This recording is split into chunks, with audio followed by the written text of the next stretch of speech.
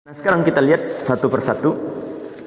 Kata penulis rahimahullah ta'ala, adab yang pertama yang mesti awak jago kepada sesama kaum muslimin itu Bapak, yang pertama itu adalah ayyusallim alaihi iza laqiyahu.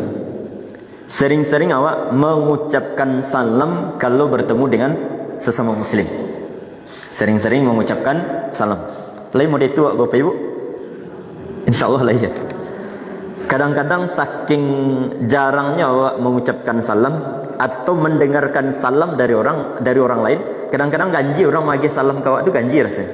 Mangalanya memulai sana.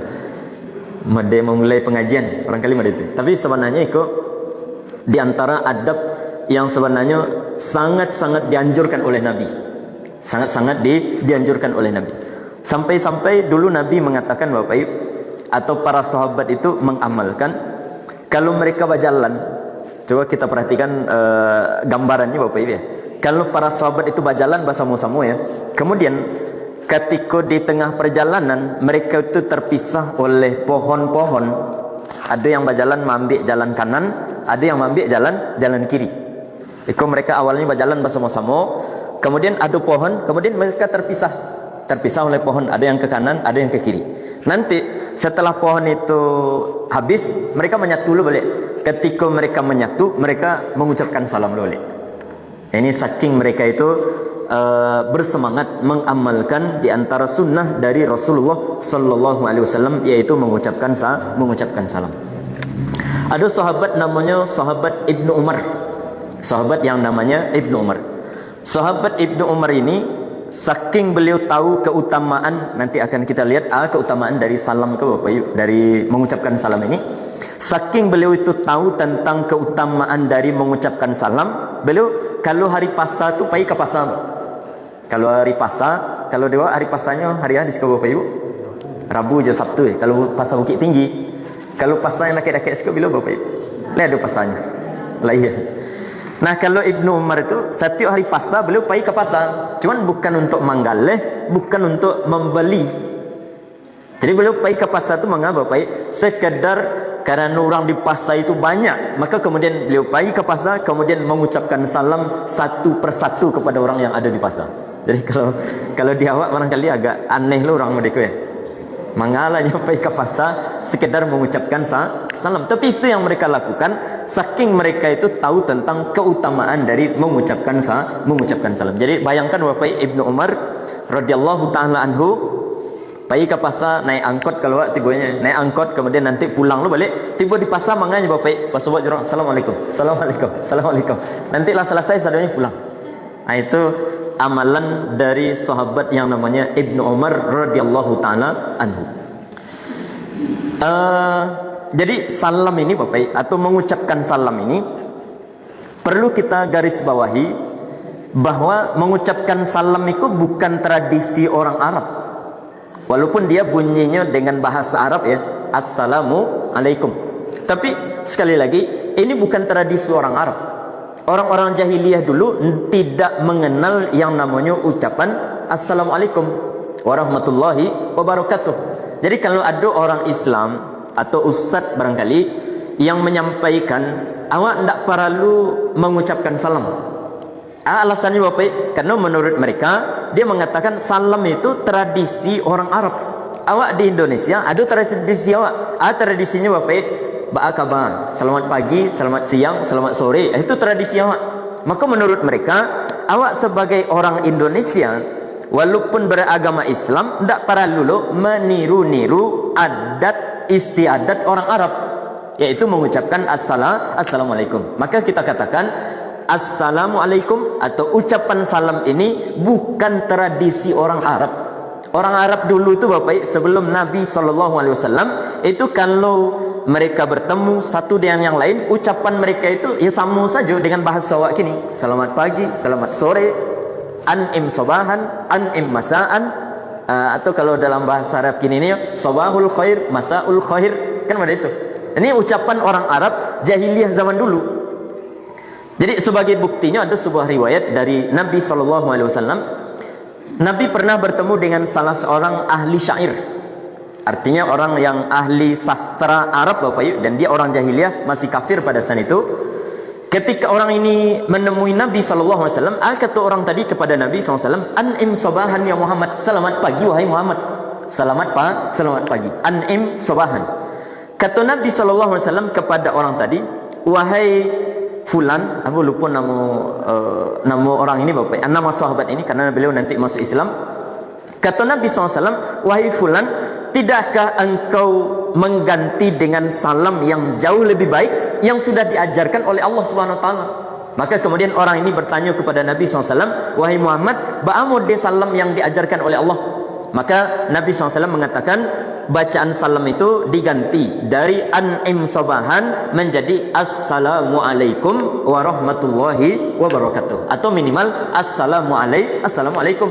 Kata orang yang tadi Bapak Ibu, kata sahabat tadi, dia mengatakan dengan tegas, beliau mengatakan dia adalah ahli sastra, ahli bahasa Arab. Dia mengatakan, ambo sangat-sangat takjub mendengarkan ucapan salam yang diajarkan oleh Allah. Ini adalah bahasa yang sangat indah, yang belum pernah dikenal oleh orang-orang Arab jahiliyah, padahal mereka itu lah sekian lama menguasai peradaban bahasa.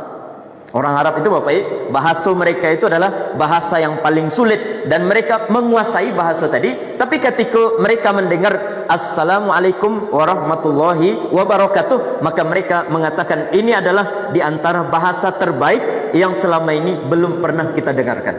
Maka nanti beliau kemudian masuk ke dalam agama Islam.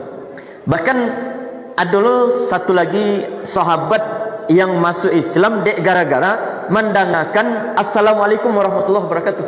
Yaitu ketika Nabi SAW diusir dari Taif, Bapak Ibu, beliau diusir dari Taif, beliau dilempari dengan batu, beliau dikejar sejauh 5 km, beliau itu dikejar, kemudian dilempari dengan batu, kemudian badan beliau itu berdarah-darah, kemudian beliau setelah dikejar, beliau singgah di sebuah tempat itu kebun anggur. Bersohbah dengan seseorang penjaga kebun dari negeri Irak, dari negeri Irak. Kemudian orang tadi mengatakan kepada Nabi SAW, kemudian Nabi SAW mengucapkan salam kepada orang tadi, assalamualaikum warahmatullahi wabarakatuh. Maka kemudian orang ini singkat ceritanya Bapak, saking mereka takjub dengan ucapan salam ini, maka kemudian mereka masuk ke dalam agama Islam. Jadi sekali lagi yang ingin kamu sampaikan dari awal, bahwa ucapan salam ini bukan tradisi Arab, tapi ini adalah ajaran di antara ajaran dari agama Islam yang dibawa oleh Nabi besar kita Muhammad sallallahu alaihi wasallam. Maka kemudian kalau itu adalah ajaran Nabi Bapak, maka kita sebagai seorang muslim, dimanapun muslim itu berada Bapak, di Indonesia, di Inggris, di negara-negara yang lain, karena ini bukan tradisi Arab, maka kemudian kita harusnya berbangga untuk mengamalkan, karena ini bukan tradisi Arab. Kalau tradisi Arab saja barangkali kita tinggalkan, awak mengamalkan tradisi awak sebagai orang Indonesia. Tapi karena ini adalah ajaran di antara syariat dari Rasulullah sallallahu alaihi wasallam, maka kita berbangga kemudian mengamalkannya. Nah, itu tentang ucapan salam tadi. Nah, Bapak Ibu yang dimuliakan Allah Subhanahu wa taala, keutamaan dari mengucapkan salam ke Bapak Ibu. Keutamaan dari mengucapkan salam, dalam banyak riwayat Nabi SAW memberikan banyak keutamaan tentang mengucapkan salam. Di antaranya, kata Nabi SAW lebih kurang, kalau seseorang bertemu dengan kawannya, kemudian dia mengucapkan salam, kemudian dia musafahah. Musafahah itu artinya berjabat tangan. Jadi ucapkan salam, kemudian sambil bermusafahah, sambil bersalaman, maka kata Nabi SAW menggugurkan dosa-dosanya, menggugurkan dosa-dosa yang dilakukan oleh hamba tadi. Artinya di sini bahwa keutamaan di antara keutamaan mengucapkan salam itu, terlebih ketika diiringi dengan bermusafahah, yaitu bersalam-salaman, maka kemudian ucapan salam dan bermusafahah tadi itu akan menggugurkan dosa dari orang yang bersalaman tadi. Itu yang pertama. Kemudian yang kedua, orang yang bersalaman ke Bapak, orang yang bersalaman, dia akan mendapatkan pahala, kan begitu. Dia pasti mendapatkan pahala, karena yang dia amalkan itu bukan tradisi. Yang dia amalkan itu adalah di antara ajaran Nabi Muhammad sallallahu alaihi wasallam. Makanya pernah ada salah seorang sahabat Bapak Ibu datang kepada Nabi, kemudian mengucapkan assalamualaikum Kata Nabi SAW, ashrun.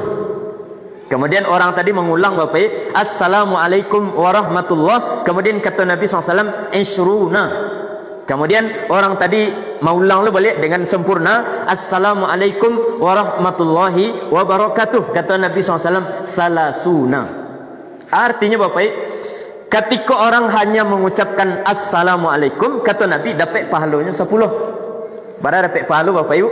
10. Ketika seseorang mengucapkan sampai warahmatullah, maka isruna, dia dapat pahala 20. Ketika dia mengucapkan sampai sampai wabarakatuh, maka kemudian dia mendapatkan pahala sebanyak 30 kali lipat. Maka dari sini berarti bahwa orang yang mengucapkan salam tadi Bapak, di samping menggugurkan dosa-dosa yang dia miliki, maka salam itu sendiri dia ketika mengucapkan lah dapat pahala.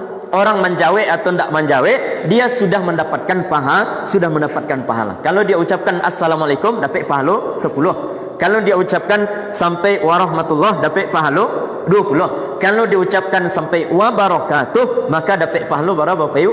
30 pahala. Jadi ini jangan kita merasa rugi dan merasa malu ketika harus mengucapkan assalamualaikum warahmatullahi wabarakatuh. Ambo dapat cerita dari kawan-kawan yang pulang dari Mesir itu Bapak, dapat cerita ya, karena ambo ndak kuliah di Mesir ya. Itu kalau orang Arab itu, orang Mesir ya, mohon maaf, kalau orang Mesir itu Bapak, kalau mereka naik angkot, naik bis, kendaraan umum, ada yang naik ke kendaraan, kemudian tidak mengucapkan salam, agak aneh bagi orang itu. Itu mengamai masuk-masuk saja tanpa salam. Artinya di sini bahwa orang-orang Mesir itu rata-rata ketika mereka naik angkot itu Bapak, pasti mereka mengucapkan salam. Jadi naik angkot, assalamualaikum, waalaikumsalam, ada itu. Nah, kalau dia awak lima itu Bapak Ibu, dia awak terbalik. Justru kalau dibaca salam naik angkot, orang mencalik kok sial apa kok. Alah ajaran apa. Jadi karena awak tidak terbiasa. Jadi ini barangkali perlu dibiasakan. Karena sesuatu kenapa menjadi aneh padahal itu adalah ajaran dari Nabi awak Bapak, karena awak tidak membiasakan, tidak terbiasa. Nanti kalau sudah terbiasa, orang-orang yang tidak membiasakan menjadi aneh. Jadi itu yang kemudian kita usahakan. Jadi ucapkan salam ini, kata Nabi SAW dalam hadis yang lain, orang yang berjalan mengucapkan salam kepada orang yang duduk, orang yang sendirian mengucapkan salam kepada orang yang banyak, orang yang muda mengucapkan salam kepada yang tua. Artinya di sini setiap bertemu dengan orang lain usahakan awak mengucapkan salam. Assalamualaikum, assalamualaikum, assalamualaikum. Jadi kan tidak susah mana. Kalaupun tidak sampai warahmatullah wabarakatuh, barangkali untuk pemula, barangkali Bapak Ibu termasuk ambo sendiri agak aneh rasanya, rasa formal mana rasanya, maka cukupkan dengan assalamualaikum, assalamualaikum, assalamualaikum, assalamualaikum. Jadi ini barangkali di antara sunnah yang sudah hilang, yang biasa, yang rutin dilakukan oleh para sahabat, tapi zaman kini orang lah banyak tidak melakukannya, yaitu saling mengucapkan salam satu dengan yang lain. Jadi itu keutamaan yang kedua dari mengucapkan salam, bahwa mengucapkan salam ini mendatangkan pahala dari Allah Subhanahu wa taala. Kemudian yang ketiga, keutamaan dari mengucapkan salam ke Bapak, di samping menggugurkan dosa, kemudian mendapatkan pahala, yang ketiga itu adalah menambah kedekatan, keakraban awak sebagai sesama kaum muslimin. Jadi coba bayangkan Bapak, orang Mesir tadi misalkan ketika mereka naik angkot, assalamualaikum. Kalau banyak kan tidak perlu salam satu-satu ya. Jadi cukup dengan isyarat assalamualaikum. Nah, itu mendatangkan keakraban,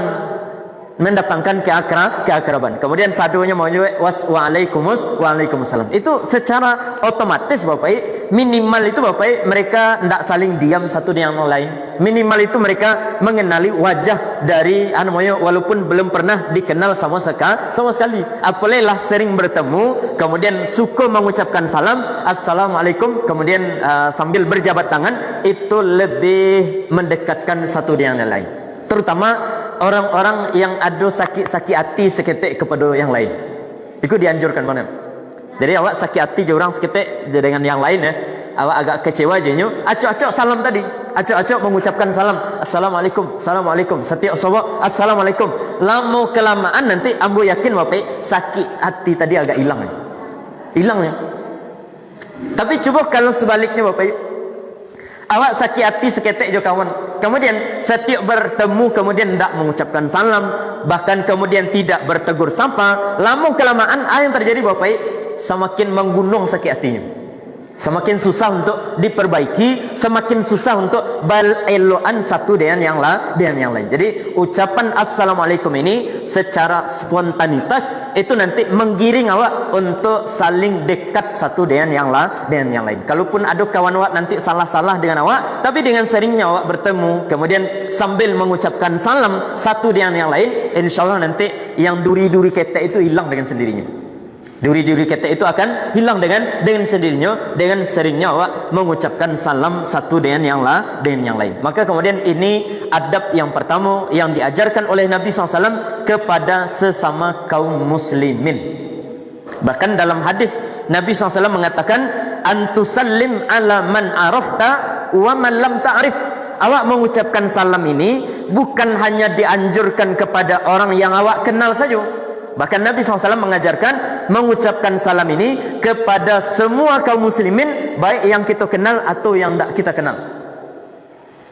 Baik kepada yang kita kenal atau kepada yang tidak kita kenal. Jadi asal nampak ciri-cirinya bahwa itu adalah orang Islam, ya assalamualaikum. Sebagai contoh misalkan bapak ambo ketika umroh petang bersama dengan orang Arab, bersama dengan orang Sudan, bersama dengan orang macam-macam lah misalkan. Itu kalau bapak dalam satu momen barangkali ada kedekatan, kadang-kadang bersebelahan duduk ketika solat misalkan, sebelah kanan, sebelah kiri, salam, assalamualaikum, assalamualaikum. Walaupun kita tidak kenal sama sekali, dan diam saja. Jadi ucapkan salam kepada mereka. Mereka itulah pasti muslim. Bahkan dengan cara model itu bapak, petang itu ketika umrah itu ketika umrah tadi, ketika bersalaman kemudian ada interaksi komunikasi seketik bapak, sampai oleh salah seorang dari orang Sudan itu bapak diajaknya ambo ngopi dulu. Jadi alhamdulillah kan bisa juga bahasa Arab seketik. Jadi setelah salam kemudian cerita-cerita kenalan dan semacamnya, kemudian setelah sholat meles suaya, kemudian disuruh duduk sebentar, kemudian disuruh untuk mengopi bersama. Nah itu jadi walaupun kita tidak kenal bisa menjadi akrab dengan salam tadi. Jadi dimulai dengan salam. Nah yang menjadi aneh kadang-kadang itu yang mirisnya bu. Ada orang-orang Islam yang tidak mau memberikan salam kecuali kepada orang-orang kelompoknya saja. Nah, itu miris, Bu. Itu yang di antara yang miris dari pengamalan dari sunnah Nabi. Di zaman kini ada orang-orang yang ketika dia mengucapkan salam hanya kepada kelompoknya saja. Kalau lah beda kelompoknya Bapak tidak namanya salam. Di antaranya barangkali ciri-cirinya celananya cingkrang. Kalau tidak cingkrang celana orang tu, tidak mau mengucapkan salam. Di antara ciri-cirinya bajenggot. Kalau tidak bajenggot orang lain tidak mau mengucapkan salam. Nah, ini namanya membatasi syariat Islam dengan kelompok-kelompok. Nah, itu yang kita bahas di pertemuan sebelumnya. Itu ciri-ciri orang-orang jahiliyah. Ciri-ciri orang jahiliyah. Jadi ini yang pertama di antara sunnah kita sesama kaum muslimin yang diajarkan oleh Nabi itu adalah sering-seringlah mengucapkan salam satu dengan yang lain. Basawak Bapak Ibu pergi ke masjid, basawak kawan rumahnya berbeda jawab, basawak di jalan, basawak di masjid, assalamualaikum, assalamualaikum, assalamualaikum. Basawak pula nanti besok balik, assalamualaikum lu balik, assalamualaikum lu balik. Maka itu lebih kurang ajaran yang diajarkan oleh Nabi besar kita Muhammad sallallahu alaihi wasallam. Itu yang pertama. Kemudian yang kedua Bapak Ibu, yang kedua itu adalah ayyushammitahu idza atasa bi ayyakula lahu hamidallahu ta'ala. Ketika seseorang bersin, orang yang bersin yang dibacanya Bapak Ibu alhamdulillah. Alhamdulillah. Orang yang bersin dibaca alhamdulillah. Kenapa dibaca alhamdulillah? Karena ketika orang bersin tadi itu jutaan bakteri-bakteri jahat keluar ketika bersin. Makanya ketika bersin jangan diadon ke orang lain. Karena itu bakteri. Bedanya dengan menguap. Kalau menguap rancak atau buruk Bapak Ibu? Buruk. Kalau bersin itu rancak. Kenapa? Karena tubuh awak sedang mengeluarkan bakteri-bakteri yang tak rancak. Kadang ada dulu yang suku berang ketika bersin, sonta-sonta basin, sonta-sonta basin. Justru itu rancak. Ketika orang bersin itu rancak. Karena bakteri-bakteri yang tak elok, yang jahat itu sedang dikeluarkan oleh tubuh awak dari badan tadi. Nah, maka kemudian ketika bersin awak ucapkan alhamdulillah awak yang bersin.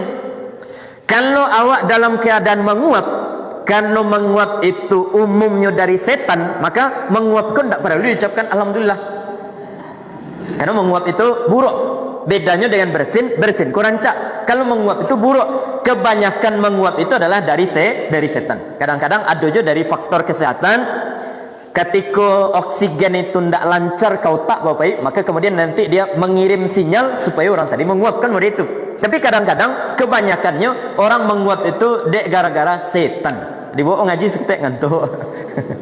Dibawa solat ngantuk. Dibawa tahajud ngantuk. Dibawa yang lain-lain capek ngantuknya. Tapi kalau dikerajokan yang lain dia tak ada ngantuk-ngantuk. Nah itu berarti menguapnya dari setan. Tapi kalau lama bergadang, lama kerajo barik misalkan, kemudian ngantuk. Nah ini barangkali itu adalah faktor kesehatan. Itu organ tubuh awak yang mengirim sinyal sehingga awak kemudian menguap. Nah, sekali ini Bapak, ketika menguap tidak perlu ucapkan alhamdulillah. Tapi ketika awak bersin, awak bersyukur. Yang kita syukuri itu adalah karena ketika bersin tadi banyak bakteri-bakteri jahat, bakteri-bakteri buruk yang nanti akan mengakibatkan penyakit yang keluar ketika bersin. Maka kita mengucapkan alhamdulillah. Nah, adab awak kepada sesama kaum muslimin ini yang kedua. Kalau ada orang yang ketika mereka mengucapkan alhamdulillah ketika bersin, maka adab kita yang kedua itu adalah doakan inyo. Yang kita doakan Bapak Ibu, bacanya Bapak Ibu, bacaannya itu adalah yarhamukallah. Kalau yang bersin tadi dan mengucapkan alhamdulillah tadi adalah laki-laki. Tapi kalau dia perempuan dirubah seketik dari yarhamuka menjadi yarhamukillah. Pada itu. Tapi nanti di CME dek kawan Ustaz. Kalau tantangan kalau mengamalkan yang elok-elok itu kan banyak tantangannya. Di CME dek kawan. Padiakan sajalah. Jadi ada orang bersin tadanga dia awaknya mengucapkan alhamdulillah, maka awak kemudian bantu dia dengan mengatakan yarhamukillah. Nah, itu yang kita baca. Nanti lama kelamaan awal-awal barangkali itu agak aneh. Awal-awal awak agak canggung. Awal-awal awak takut digalaan de orang, takut di CME de orang lain. Tapi nanti lama kelamaan menjadi kebiasaan sehingga spontanitas saja. Nanti kalau ada orang yang bersin, awak tiba-tiba langsung mengucapkan alhamdulillah. Ada orang yang bersin, kita spontan langsung mengatakan yarhamukallah atau yarhamukillah. Nah, itu namanya adab yang kedua kepada sesama kaum muslimin. Kata Nabi SAW dalam riwayat Abu Hurairah radhiyallahu taala anhu, kana Rasulullah SAW idza atasa wada'a yadahu aw saubahu ala fihi wa khafadha biha sautahu. Nabi SAW kalau beliau bersin, maka kemudian beliau berusaha menghindarkan dari orang lain karena banyak virus-virusnya, banyak bakteri-bakterinya, dengan beliau berusaha menutup dengan kain, dengan tangan dan semacamnya untuk tidak menyebar kepada orang lain. Kemudian beliau mengucapkan alhamdulillah. Kemudian Nabi SAW mengajarkan untuk menjawab dengan yarhamukallah. Nah, itu adab yang kedua kepada sesama kaum muslimin. Kemudian yang ketiga Bapak Ibu, adab yang ketiga kepada sesama kaum muslimin itu adalah ayyaudahu iza maridha. Kalau ada orang Islam, kawan awak sesama kaum muslimin yang sakit, maka tugas awak Bapak Ibu ya kunjungi. Kalau ada kawan-kawan awak yang sakit, maka kemudian kunjungi.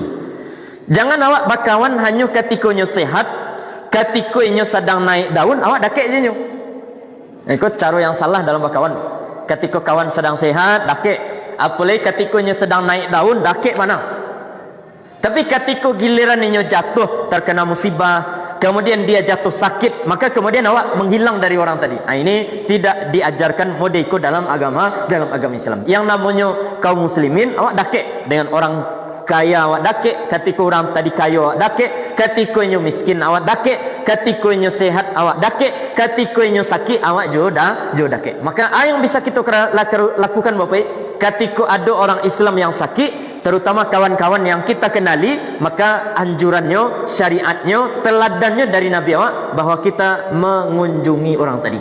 Bahkan kalau Nabi awak Bapak, Nabi besar kita Muhammad sallallahu alaihi wasallam bukan hanya mengunjungi orang Islam saja yang sakit. Nabi ketika ada orang Yahudi yang sakit, Nabi kunjungi. Ada orang Nasrani yang sakit, beliau kunjungi. Ada orang-orang yang bahkan menyakiti beliau, sering menyakiti beliau, beliau kemudian mengunjunginya. Itu akhlak yang paling mulia di antara akhlak-akhlak mulia dari Rasulullah sallallahu alaihi wasallam. Jadi orang yang memusuhinya justru dikunjungi oleh Nabi ketika mereka jatuh sakit. Kalau benar riwayat itu Bapak, tapi ambo belum menemukan apakah itu riwayatnya benar atau tidak ya. Ada sebuah riwayat disampaikan bahwa seorang Yahudi ikut memusuhi Nabi Banam.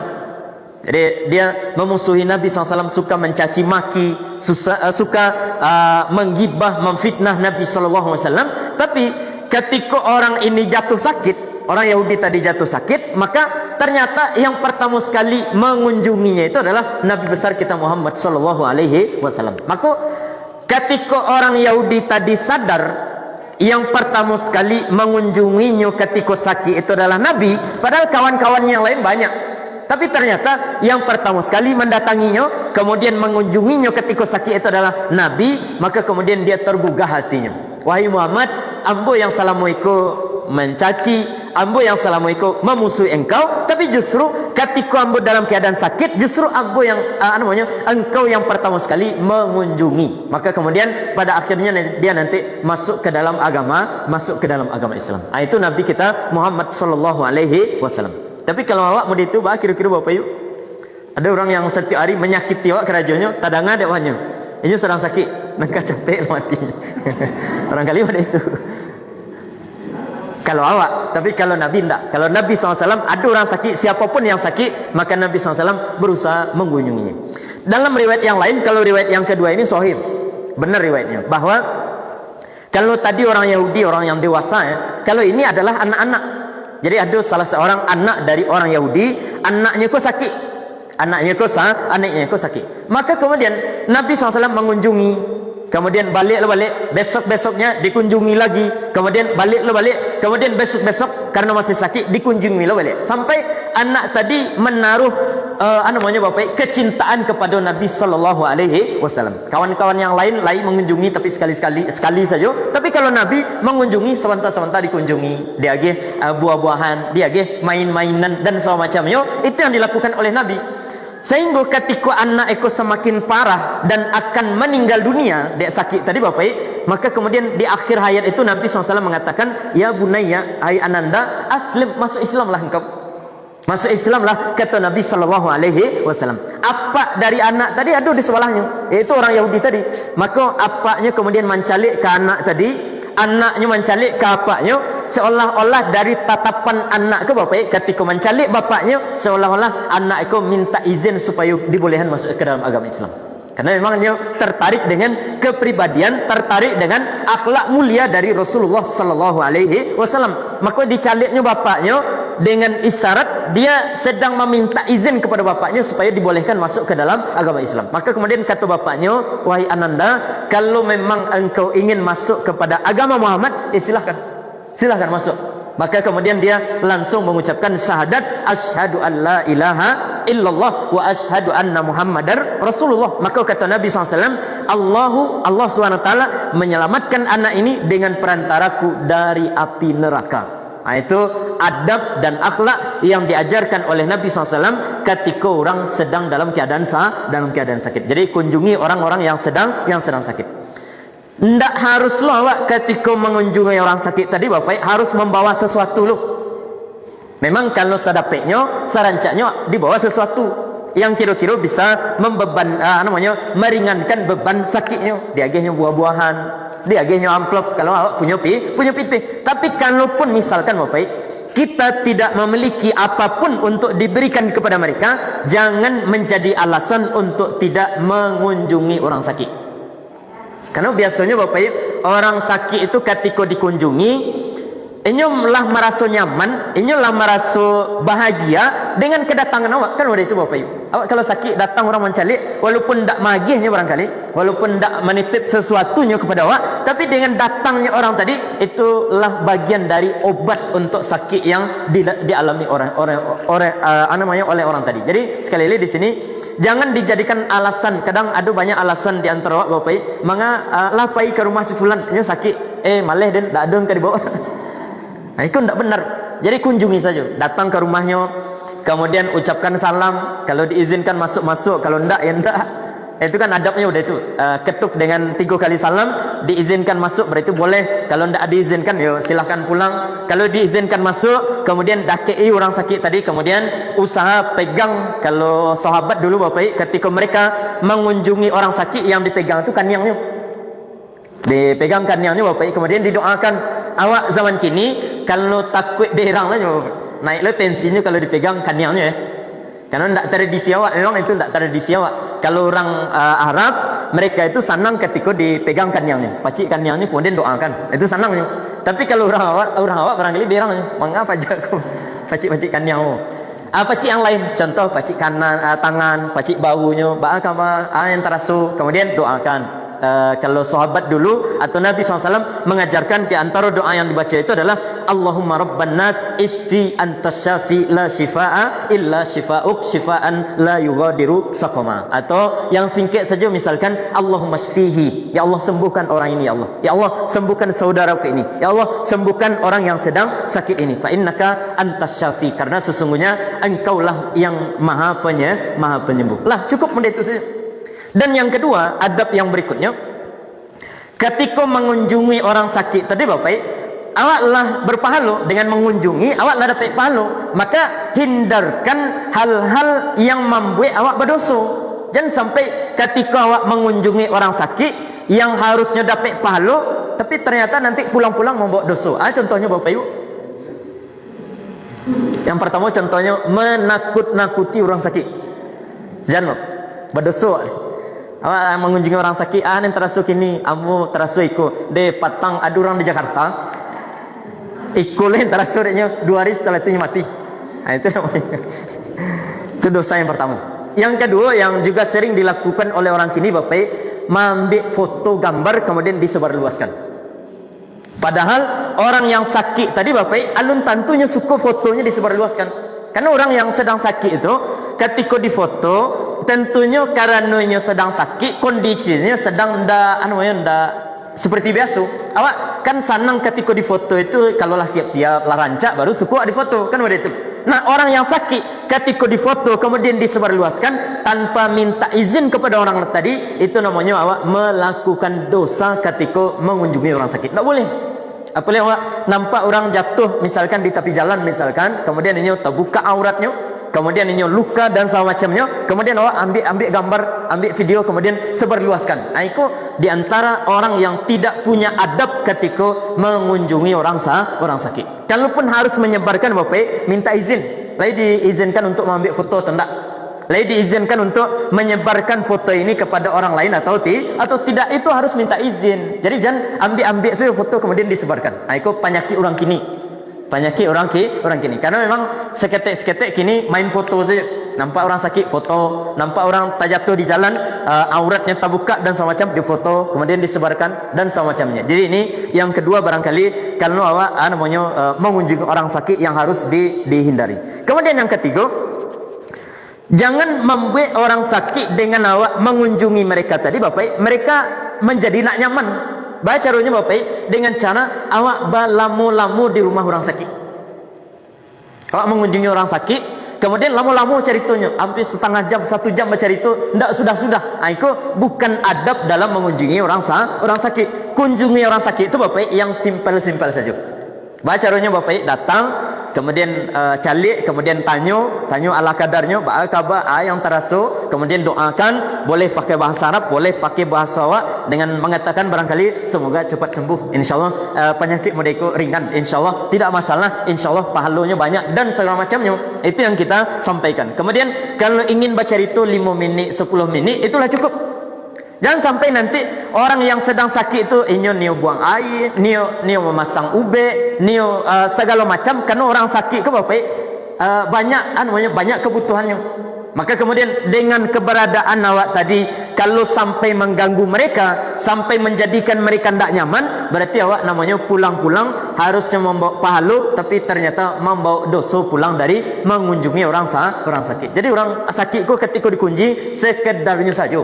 Jangan berlebihan, jangan berlebihan. Mengunjungi orang sakit itu elok, tapi jangan setiap jam dikunjungi. Sekali sakitnya 5 hari misalkan 2 kali kunjungi, 3 kali kunjungi, itulah cukup. Jangan setiap hari datang, apalagi jam-jamnya makan misalkan. Nah, itu ada niat lain berarti. Pas jam-jamnya makan, datang ke rumahnya. Berarti ada kemungkinan numpang makan gratis.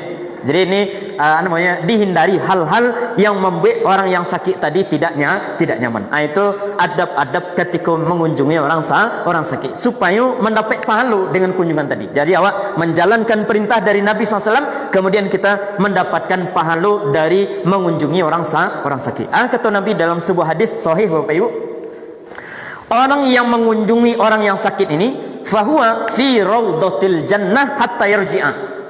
Dia seolah-olah sedang berada di taman surga sampai balik. Jadi ini keutamaan, di antara keutamaan orang yang mengunjungi orang sakit itu adalah ketika dia mengunjungi orang yang sakit, ketika pengunjungan tadi Bapak, masa kunjungan tadi seolah-olah dia berada di taman surga, kata Nabi.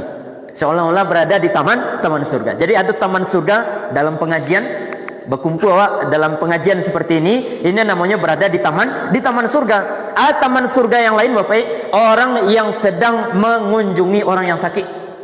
Ketika dia mengunjungi orang yang sakit, maka orang tadi seolah-olah kata Nabi SAW berada di taman surga. Maknanya adalah amal mengunjungi orang sakit akan mempercepat awak masuk ke dalam taman surga yang sebenarnya. Amin ya rabbal alamin. Jadi sama dengan pengajian modeku Bapak, itu adalah salah satu dari taman surga, yang artinya kalau kita sering mengikuti pengajian, duduk di pengajian walaupun ngantuk-ngantuk dan semacamnya, insyaallah pahalanya gadang bisa sangat mendekatkan awak, mempercepat untuk benar-benar masuk ke dalam surga yang sebenarnya. Sama dengan mengunjungi orang sakit. Orang yang sakit ketika dikunjungi, awak seolah-olah berada di taman surganya Allah SWT.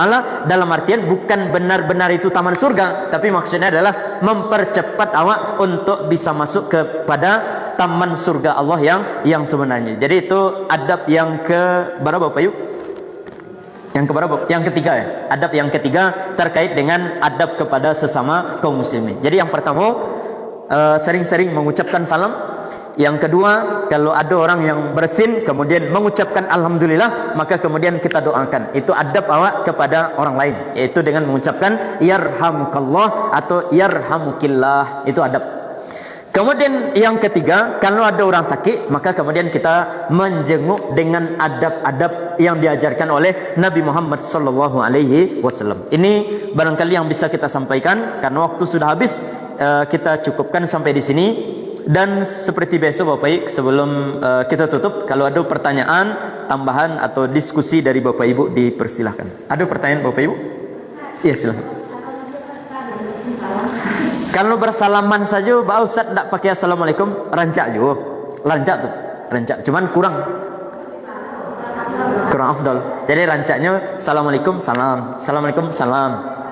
Rancaknya ada itu. Kalau sekali-sekali terlebih Bapak Ibu, terlebih kalau sekali-sekali mana sebab. Sebagai contoh, kawan awak namanya tetangga, keluarga pulang kampung misalkan, itu barangkali caranya lebih Bapak Ibu. Yang pertama salam, assalamualaikum, kemudian berjabat tangan, kalau bisa berpelukan. Jadi berpelukan itu sunnah Nabi dan para sahabat itu, mereka kalaulah berpisah 1 atau 2 hari, kemudian sahabat balik berpelukan. Terlebih kalau sampai dalam waktu yang sangat lama. Itu sunnah yang diajarkan oleh Nabi Muhammad SAW. Cuman dengan catatan, jangan dengan lawan jenis yang bukan mahram. Pulang istri tetangga, pelukan di istri tetangga. Kacau nanti. Jadi bersalaman, kemudian mengucapkan salam, bersalaman, kemudian berpelukan tadi kepada yang mahram-mahram saja. kepada yang bukan mahram tidak perlu awak kemudian bersalaman, berjabat tangan, kemudian apalagi sampai berpelukan. Itu membahayakan.